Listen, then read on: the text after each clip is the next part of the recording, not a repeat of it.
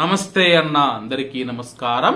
Kuwait లో సామాజిక సంఘ సేవకులు తమిళనాడుకు చెందిన భారతీయ వ్యక్తి మృతి చెందడం జరిగింది. వివరాల్లోకి వెళితే commissionerate of rehabilitation and welfare of non residence తమిళీల డిప్యూటీ డైరెక్టర్ కె రమేష్ గారు ఫిబ్రవరి 6వ తేదీ 2025వ సంవత్సరం చెన్నైలో మరణించారని చెప్పి స్థానిక మీడియా పేర్కొంది.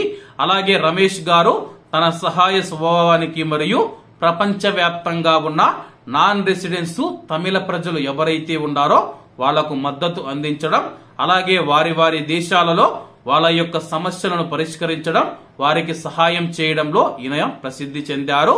కువైట్ లో చాలా మంది తమిళ ప్రజలు సమస్యలు ఎదుర్కొంటూ ఉంటే వాళ్ళ యొక్క సమస్యలు తీర్చడానికి ఆయన చాలా చురుకుగా ఈ యొక్క కార్యక్రమాలలో పాల్గొనేవారు. కువైట్ లోని తమిళ ప్రజలు మరియు తమిళ సంఘాలు ఏవైతే ఉన్నాయో ఆయన యొక్క సేవలను కువైట్ లో గుర్తు చేసుకున్నాయి. ఆయన పవిత్ర ఆత్మకు శాంతి చేకూరాలని, అలాగే ఈ యొక్క క్లిష్ట సమయంలో ఆయన కుటుంబానికి దేవుడు బలాన్ని మరియు ఓదార్పును ప్రసాదించాలని చెప్పేసి కువైట్ లో ఉన్న తమిళ ప్రజలు ఎవరైతే ఉన్నారో దేవుణ్ణి అయితే కోరుకోవడం జరిగింది. అలాగే ఇటువంటి వారు మనం చూసుకుంటే చాలా తక్కువ మంది ఉంటారు.